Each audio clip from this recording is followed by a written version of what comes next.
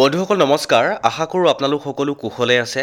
বন্ধুসকল, আজি আপোনালোকলৈ কৰ্মচাৰীসকলৰ অল্ড পেঞ্চন স্কিমৰ সৈতে জড়িত এটা ইনফৰমেশ্যন শ্বেয়াৰ কৰিবলৈ যত্ন কৰিছোঁ। দেৰি নকৰাকৈ জনাবলৈ লৈ আছোঁ, চাওক।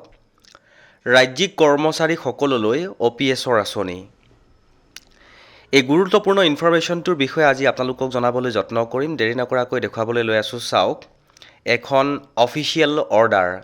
বন্ধুসকল, আপোনালোকৰ সন্মুখত মই দেৰি নকৰাকৈ যিখন অফিচিয়েল অৰ্ডাৰ প্ৰকাশ হৈছিলে, অফিচিয়েল অৰ্ডাৰখন আপোনালোকৰ সন্মুখত মই দেখুৱাইছোঁ।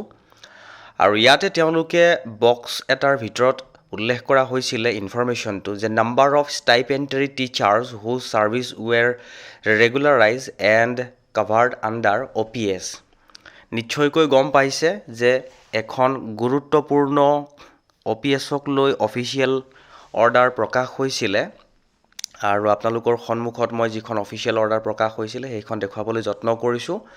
অফিচিয়েল অৰ্ডাৰখন প্ৰকাশ হৈছিলে government of Assam, office of the director of elementary education Assam, Kahilipara, Guwahati 19।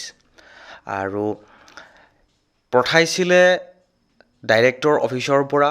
আৰু ইয়াত উল্লেখ কৰিছিলে, আপোনালোকৰ সন্মুখত মই দেখুৱাবলৈ যত্ন কৰিছোঁ, ছাবজেক্টটো হ'ল গুৱাহাটী হাইকোৰ্টৰ জাজমেণ্টৰ অৰ্ডাৰ লৈ এই অফিচিয়েল অৰ্ডাৰখন প্ৰকাশ হৈছিলে। আৰু সেই মৰ্মে বহুসংখ্যক শিক্ষকৰ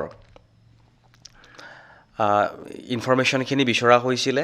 বিশেষকৈ মই আপোনালোকক জনাবলৈ যত্ন কৰিছোঁ, এইখিনি শিক্ষকৰ আছিলে। It is bring to your notice that stipendary teachers data should include those teachers who were appointed against regular vacant post prior to 1/2/2005 but their services had been covered under new pension scheme. As per the direction laid down in the aforesaid Honorable High Court order, the data should be exclude the following category of teachers whose were initially appointed as under.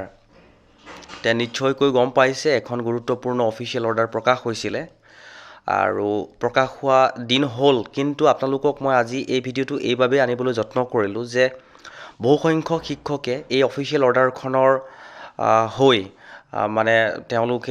তেওঁলোকৰ নিজৰ ডাটাখিনি submit কৰিছিলে। কিন্তু আজিৰ ডেটত official অৰ্ডাৰখন ওলোৱা বহুত দিন হ'ল।